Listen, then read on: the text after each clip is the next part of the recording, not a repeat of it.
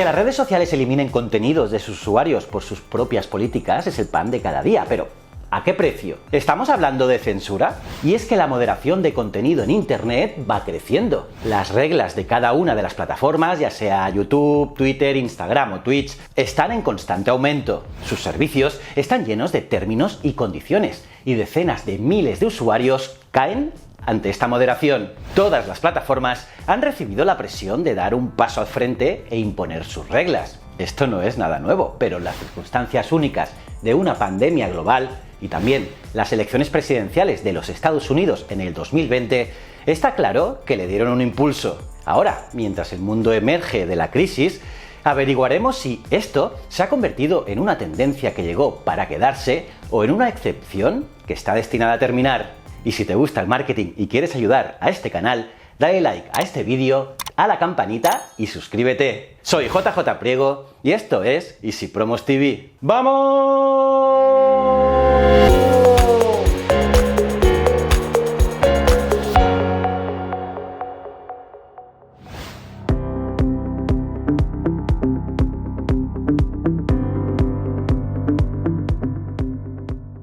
Lo que sí sabemos es que no habrá un regreso a aquellos días en los que las plataformas simplemente se lavaban las manos acerca de lo que sucedía en sus sitios y confiaban en que los propios internautas, como comunidad global, mágicamente se gobernarán a sí mismos. Pero esta tendencia hacia un futuro donde los problemas se resuelven simplemente borrando el contenido también es simplista e ineficiente. Está claro que Internet está en un dilema y el camino que tomemos va a afectar por mucho tiempo. Pero ¿cómo hemos llegado hasta este punto? Pues todo empezó con el coronavirus, y es que en respuesta a la crisis, las plataformas como Twitter y Facebook finalmente empezaron a tomar medidas en contra de la desinformación, y por primera vez en años no fueron víctimas de tantas críticas, y a la gente le gustaron tanto estas medidas que empezaron a pedirle a las redes sociales que lo hicieran contra todo tipo de desinformación. Pero las plataformas insistían que esta era una situación distinta. Y es que las posibilidades de que alguien saliera enfermo por una desinformación médica era algo que no podían tolerar. Además, tenían a autoridades médicas claras con las que se podían apoyar para poder verificar la información, como podía ser la Organización Mundial de la Salud.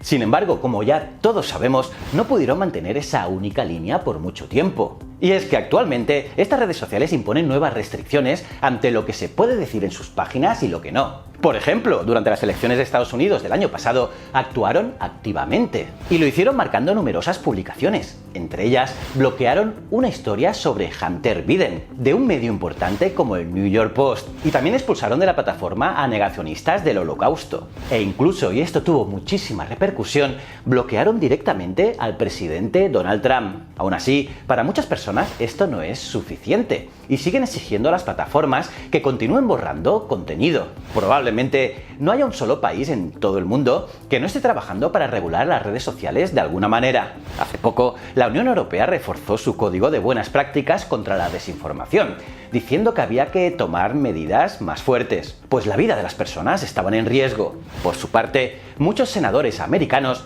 le escriben regularmente a las plataformas para que borren ciertos perfiles. Y así, mientras las compañías siguen creando nuevas maneras para controlar su contenido, para que no tengan contenidos inapropiados, muchos consumidores lo ven como una obligación para estas redes sociales. Y es que muchos aseguran que si se puede, se debería hacer. Pero la censura está teniendo un efecto en cadena, y el daño colateral es demasiado como para seguir ignorándolo. Porque ahora detengámonos un momento.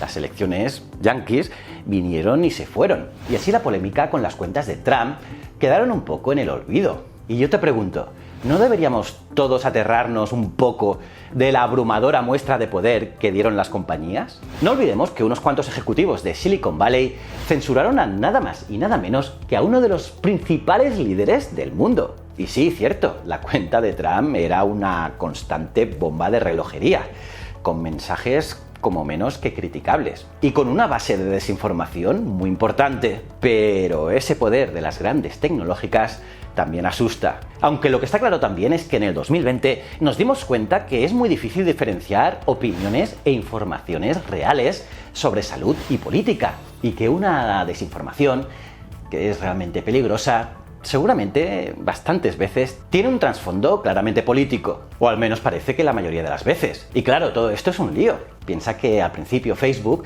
bloqueó los anuncios de mascarillas hasta que la OMS la recomendó. Y eso incluso cuando meses atrás distintos expertos ya lo habían hecho. Ya habían recomendado mascarillas, pero aún así Facebook lo censuró. Además, sabemos que también las distintas autoridades se han equivocado en distintas ocasiones, y muchas de esas decisiones equivocadas fueron tomadas por razones políticas. Entonces, es normal que nos volvamos más escépticos, ¿o no es así?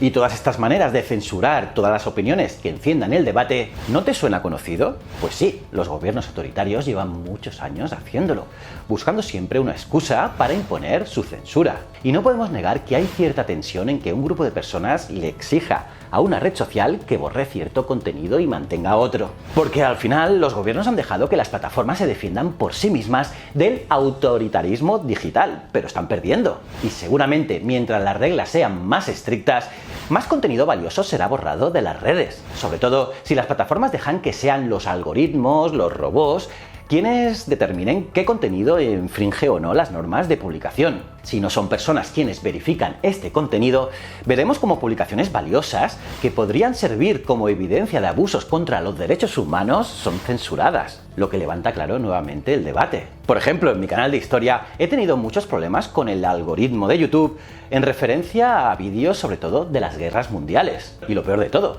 y es que estas políticas solamente atacan una consecuencia, y no a los factores sociales y políticos que llevan a la creación de este contenido. Y lo vemos también en el ejemplo de Trump. ¿Acaso su liderazgo en el Partido Republicano se redujo después de que suspendieran su cuenta de Twitter? ¿Qué piensas? ¿O esto mismo puede provocar que sea un mártir? Por el contrario, mientras más censura haya en las plataformas convencionales, más dinero se destinará a nuevas plataformas como, por ejemplo, Parler, donde allí no hay tanta censura.